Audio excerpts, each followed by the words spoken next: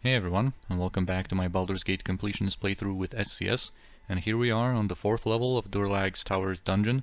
This is the final level. It's a pretty extensive one in more than one way, so it's probably going to take 2 episodes, I think. And finally we are approaching the final battle here and some definitive answers. So let us proceed. And first we meet the spirit of Durlag Trollkiller, or more or less the spirit of him, or some kind of a representation of all of the emotions that still linger in this place.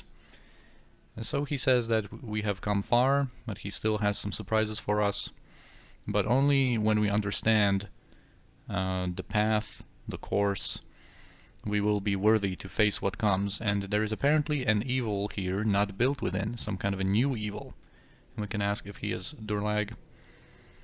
And he says that the spirit of Durlag has long since passed, but if we use a different conversation option, he's going to say that he's kind of Durlag, more or less. Yeah, this place is his fear, his anger, his torment. You wish to conquer this place, you will have to understand what created it. Remember well what you have already seen, or leave now and live life long and natural. 3 paths lead away, all must be taken. So yeah, indeed, there are 3 paths. And I think first we're going to go with the main path here. I know that Yeslik is encumbered, and you know what, we have many potions of strength. I think I'm going to just keep using them on him, although he's encumbered by very little. So I think I could actually make him by just taking a couple of potions off of him. He should be fine. And now that we've used quite a few of them, we actually can have someone else carry the potions. Here's one of the paths, but I am first going to go over here, I think. And here we will also meet the spirit of Islan. You have come far and seen much, but not all would stay. Leaving is what I offer. Irritate the spirit no more. Leave this place and the madness it keeps. The world above is yours. The depths belong to the dead that will not let go. Yeah, she offers to teleport us outside, but we will stay. You are as stubborn as my Durlag. I am here, certainly. Yeah, we are stubborn. I'm not going to bother picking all these gems anymore. Yes? Here are some helmed horrors, and I'm going to keep Seneschir in the back because apparently, yeah, her armor class is pretty bad again after her buffs expired. Oh yeah, of course, these helmed horrors are immune to missile damage.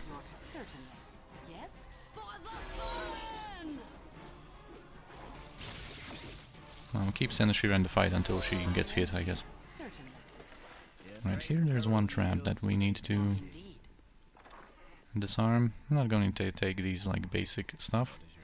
What we need from here is, well, there are some good projectiles, but there is also this ward stone, and this one actually is very important.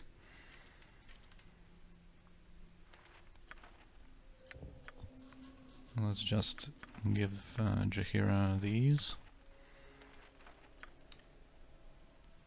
Protection from evil scrolls. And yeah, we're going to hold on to this ward stone for a minute. We will use it very soon. What do we have here? Bullet +1. We need to get rid of these like non-magical bullets already. Okay. Now that we have that ward stone, we can proceed down here. There's going to be a peculiar room here with this like ruined passage. We need to deactivate it by using that ward stone, because if we pass through it, a multitude of spells are going to hit us, and it is possible to just go across, but you know, let's do things the proper way without receiving any damage. There would be like lightning bolts, fireballs, I think a cloud kill is cast there. Anyway, here we have a machine. Yeah, and it just says that a bone wardstone needs to be inserted in a slot in this machine to disable some rune traps. And yeah, we insert our runestone, and you are sure that something has been turned off, because the humming of this machine quieted down, I guess. Alright, so now we can pass through these runes. And this one is a very notable room, kind of one of the treasuries. There are some pretty good items here. And also a place we have to teleport to. As you can see, there's a spell kind of icon. And there's going to be three places like that, where we are going to teleport into a certain room to learn more about the history of this place. And learn the different perspectives, I guess, of...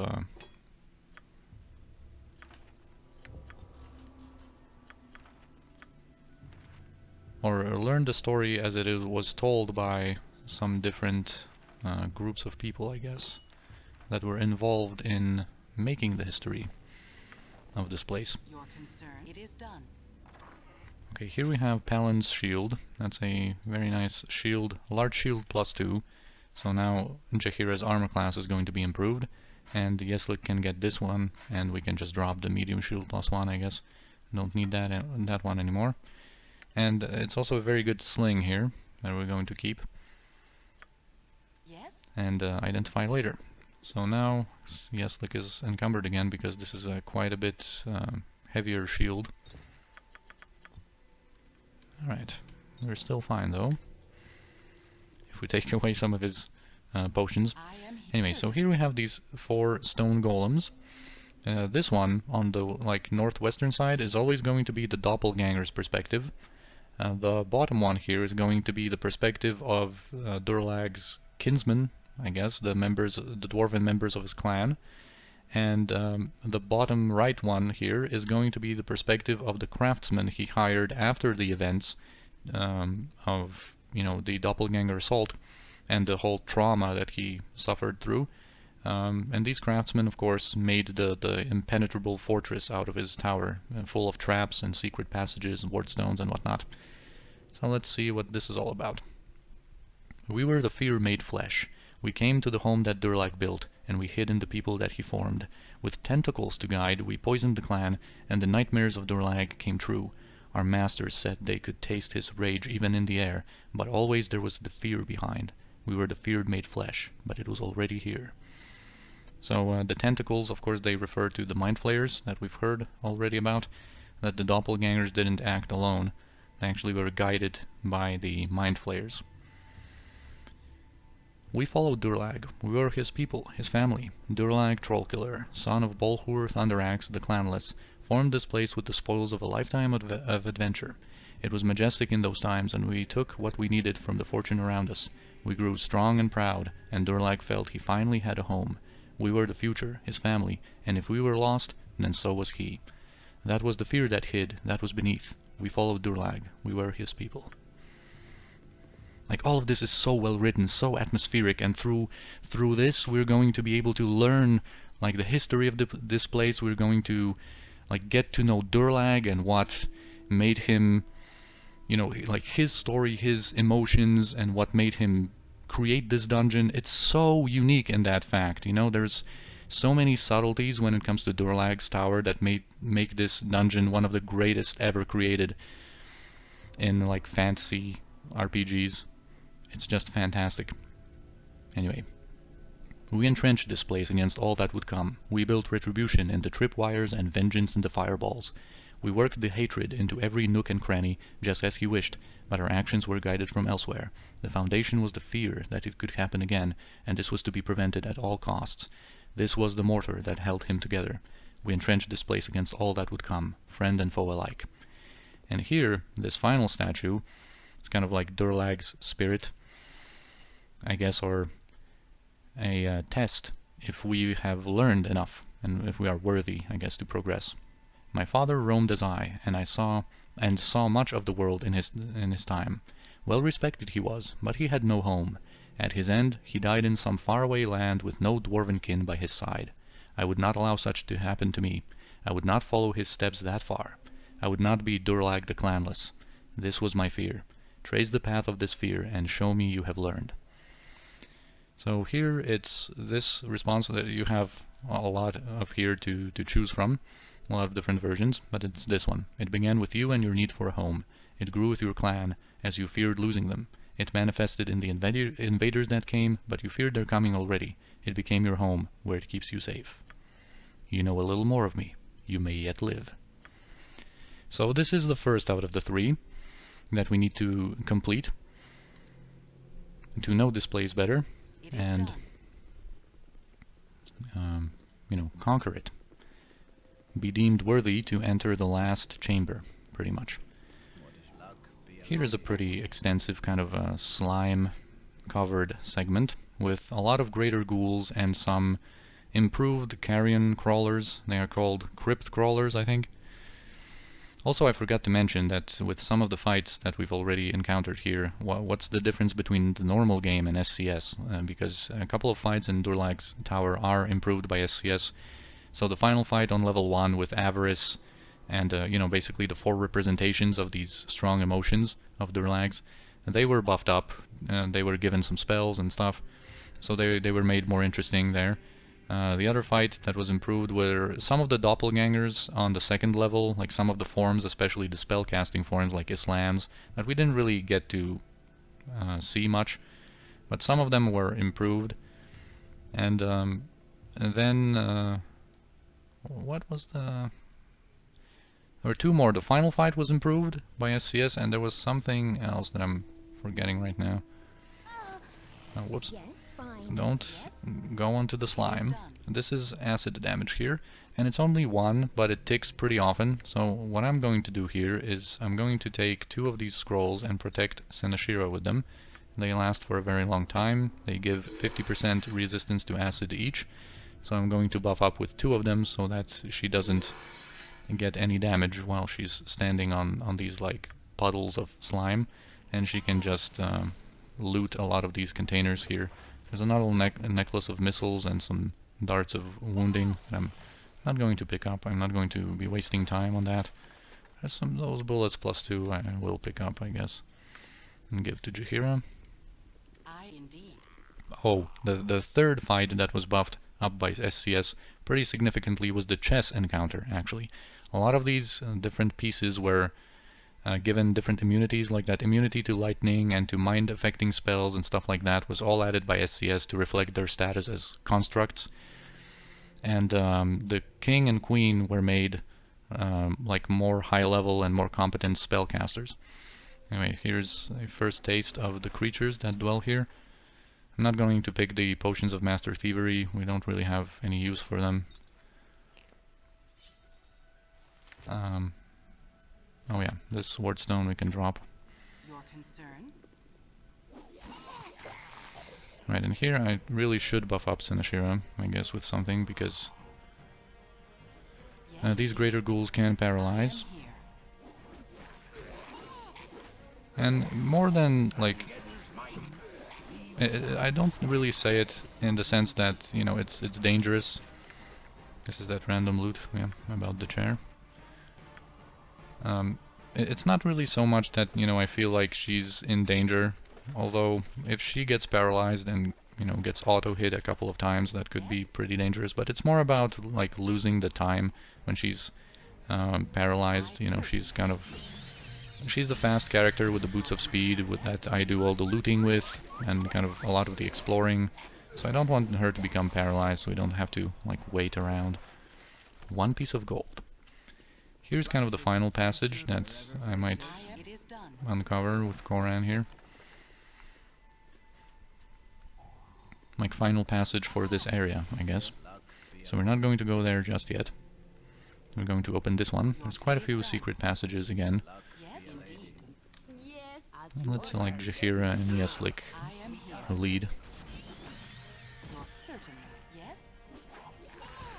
You know what, instead of just like doing all this, let's buff up Senashira properly. We still have quite a few of these potions of invulnerability, and I think we're going to still be able to get a couple of them a little bit later in the game.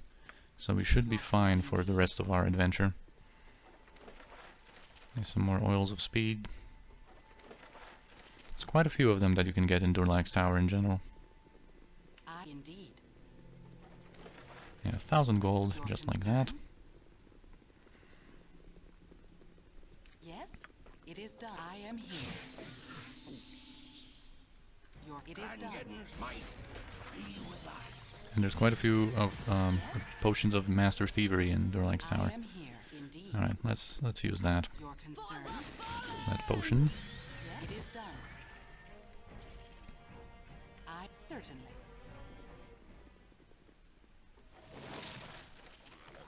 Oh. Hello to you there. Hiding behind a corner. Little sneaky ghouls. And a lot of potions of healing also you get in Durlag's Tower, but you also use a lot of them, I guess.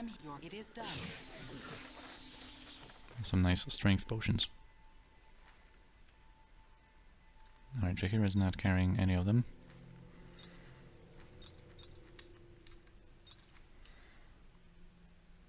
Someone should probably carry these oils of speed that I probably by this point, yeah, I have a lot of them. That's nice actually. Should make some use of that instead of casting haste, maybe near the final encounter. I'm going to drop this normal club because we're not really going to, whoops, we're not really going to encounter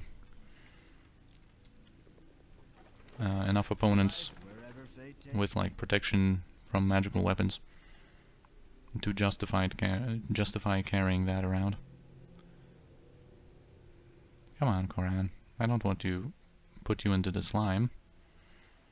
You should be able to uncover that from this. Okay.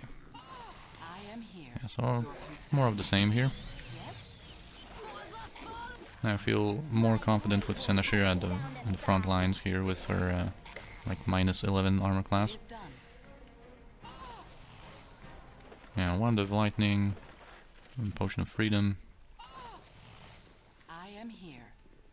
Your certainly. Fire arrows, whatever. I'm going to pick them up. Yeah, Yes. I think we've explored everything up until now, It is done. like up to this point. Your concern? Yes, indeed. I am here. Some more ghoulies.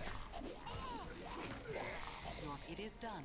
Right, cool that she actually saved versus death and versus breath weapon, because they can not only paralyze but also disease you. Yes? And the disease they have, I think, just reduces your thaco or something like that. It's not a very, I am here.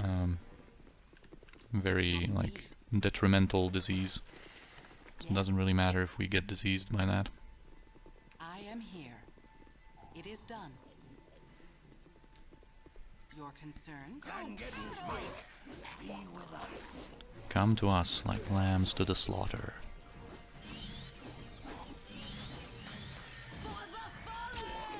That staff mace that Jaheira is wielding also has an interesting property of giving her a lot of range. A similar type of like melee reach that two-handed quarterstaves would have. So you might have noticed that sometimes in a couple of fights up until now, she was able to kind of stand behind other melee characters and hit stuff from behind other characters. Another wand of monster summoning. We already have 2 and we have quite a few charges. Although I am going to take that potion because with Yeslik's strength potion consumption as of late, it's going to be useful. Here there's kind of like a long slime section here. I am going to just have Senashira traverse through that. And there's a notable encounter on the other side of this secret passage, and I'm just going to kite the monsters to the rest of our party. Another wand of fire, by the way, which I'm also not going to pick up. Actually, we're going to engage them from a distance at first. It is done. We're going to meet an interesting character here called Grail. And he's basically someone that died, a former companion of Durlag that died a long time ago while battling a Tenari. He's going to be pretty angry at our pity. And basically he's just suffering this undead fate here being forgotten, while Durlag is the hero that defeated the Tanari Ekletek, and they were who died, I guess. They were some companions of his that died in that fight, or somewhere along the way.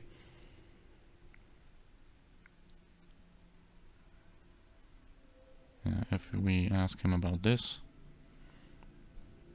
yeah, Tanari, true and horrible. Its name you do not speak unless its attention you wish to bring. Long before it walked and stalked, long before even the fall of the tower, we fought along with Durlag to encase the evil away. His was the blow that won, and ours were the souls that lost. And here we stay, turned to evil and irredeemable, but heroes still and not to be killed, a cruel charity. Yeah, so he wants to get kind of rid of this horrible fate, and we shall grant him rest. Come on, Grail.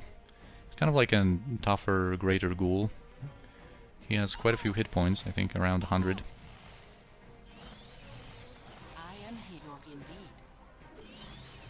It's going to take most of these guys from range, just because I don't want to get paralyzed. Your concern? Certainly. Yes, you've a thought? Oh, Jahira got paralyzed just now. Your concern? My blade will cut you down to size. Alright. Ah, Senashira got held by that too. Oh, A simple matter. all of our melee guys, and Senashira is getting attacked quite viciously here, but fortunately, we were able to defeat him in time. And that was, yeah, that's what can happen, you know, like sometimes the fights can seem very easy because like sometimes it just works out that way, that fights are basically one-sided, one way or the other. We either win very handily or it's a disaster, you know, if something goes wrong. And especially with SCS that can be the case, you know, one or two mistakes and it just snowballs out of control. So here, you know, they seemed like lambs to the slaughter most of the time, but, you know, they get a couple of these lucky paralyzes, and all of a sudden we're, you know, almost dead with our main hero, and we almost got a game over. So he has also a very important ward stone that we're going to use soon. Tis something most unnatural here. So here I'm just going to check out this room that they were in, and there's only like bracers of AC 7, I think, or 8. Nothing that great. Certainly. I am here. And here are just 2 more of these guys. So now we have fully explored these caverns. Your concern indeed. And you know what, I'm just going to use one of these potions of extra healing just to heal for more, so we don't have to like stand around and wait for Senashira to heal, because I am not going to rest until the end of this dungeon, like until we are done with this dungeon. So we don't of course have any healing, we have to rely on all of these potions, which is not a big deal because, you know, we've received a lot of these potions over the course of our adventure here in Durlag's Tower, Your but it concern? takes some time. Yes, it is done. I am here. It is done.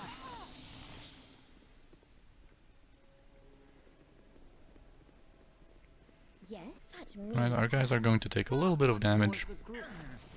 Nothing too serious. It is done. I think this chest is trapped as well. And there's going to be a couple of traps on the way here after we open this passage.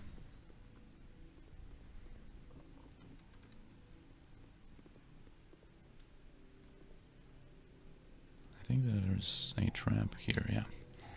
There's also a trap up here, but this is just a dead end. Yes, indeed. Now in the meantime we can loot some of this stuff. And here we have 2 very important pieces of loot from Durlag's Tower, 2 unique items. The first one is a Staff of Striking, and once we identify it, you will see that it has a big damage bonus to each of its strikes, but it has charges for that big bonus.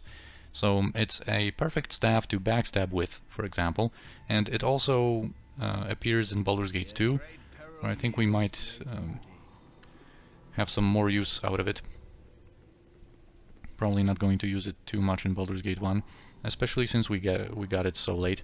And the other piece of equipment, that sword there, was that flame tongue sword that I mentioned before when we were battling the greater werewolf, Karug. That's one of the weapons that can hit him, actually, because it has various like bonuses towards different types of creatures, and it's actually a very good sword. So this door can only be opened through the use of a special wardstone, the wardstone that Grail had in his possession. So now we can open this door and go into like the proper treasury, I guess, the main treasury, and that's placed, you know, in the deepest like corners of this whole complex. So here we have 14,000 gold, just in cash, basically. Plenty of different gems. I am going to just take a couple of the most valuable ones because, I don't know, I just can't help myself.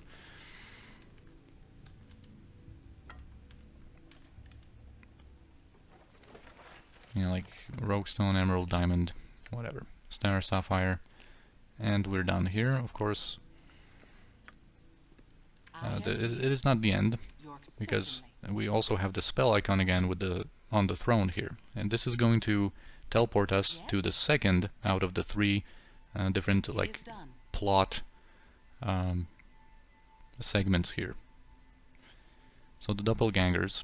We came to kill, but not without reasons. We were here before, as were the tentacles. Their underground was near, and the tower intruded on their expansions. As well, the bait was too great to pass. The dwarves did not hide their wealth, did not stop the rumors of waist-deep gold. The invaders came and still come, but not without invite. We came to kill, but not without reasons. There was no warning, but it would not have helped. There was no need to prepare for hard times, because hard times would never come. So we were assured, and so we believed. The great troll killer was our provider, and he would protect us. We put down our swords to live the life he always wanted. We lived as family. Suspicions were for outsiders, guards and weapons were for wartime. There was no warning, but it would not have helped. And finally the craftsman. We crafted as we were told. We built this place to prevent all from entering. We trapped every inch of every step and made sure that to enter meant death. We have killed many over time, though it is not our will. It is all to protect against a repeat of the past, though the challenges ensure it will repeat. A mountain to climb, a river to cross. Because it is there, they will come. We crafted as we were told. So Durlag again asks us, what have we learned from this? This is the end of things. Here I stood and struck them down as they came, my family and my clan, with their false faces. They dropped all pretense and drew their weapons against me. I fought them to the last, killing the shape-changers that had taken their forms. I cursed them for destroying the dream, but they were not the real evil. The real evil could not save my people before this deception. The real evil hid from life in the face of this tragedy. The real evil deserves the blame. This is the end of things. Answer where blame has fallen. So I believe it's this one from a quick glance. Yeah, the blame begins with the invaders, but they attacked with supposed good reason. It could be on your people, but they were in the shelter of your confidence. The craftsmen only did their jobs as directed. In your eyes, you are the one to blame for all that has happened. You have understood. You may yet survive what I could not. This is so cool. You know, this is like a true act by like all the levels, but especially here, like you really learn more about Durlag and his trials and tribulations, what he went through, and what made him create this dungeon. Like, this is such a unique dungeon in this case. So cool. Alright, guys. Chill out here with your pathfinding. There's a trap on the way that I want to be a little careful with. This is basically going to be a spider's nest. That one phase spider that teleported to us earlier was basically, you know, like an improved SCS spider. That, you know how they are. They really like teleporting from a mile away. Okay, and here they come. The phase spiders, I really... Okay, Kiranai is already poisoned, but we have a remedy for that. I'm going to drink that elixir of health on her and pick up what she dropped. And let's focus our fire on these phase spiders. They're the most dangerous with their poison that ticks for 5 damage. And it ticks very quickly. And then the sword spider is the most dangerous with its 4 attacks per round. And then the other caps that at this point are just free experience. And this one is strangely passive. His AI didn't... he was just lazy, you know. He just wasn't feeling it.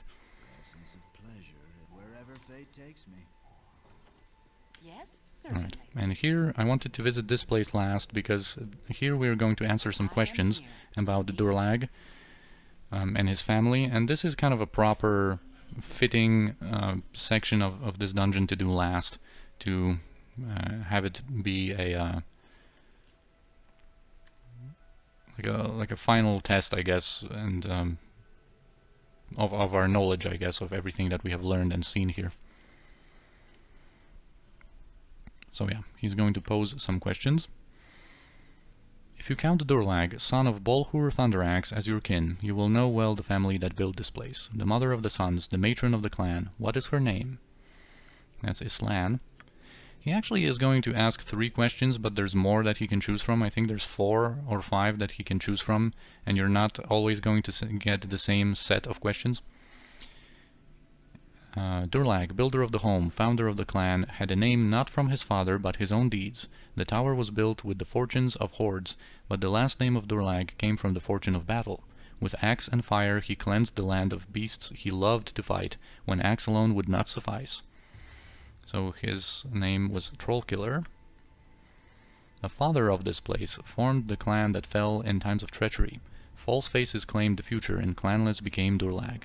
This he shared with his own father, a wanderer that lived by the strength of his weapon. The second name of Baldur is what I ask you. Yeah, so it was Thunderaxe. That was even in one of the questions.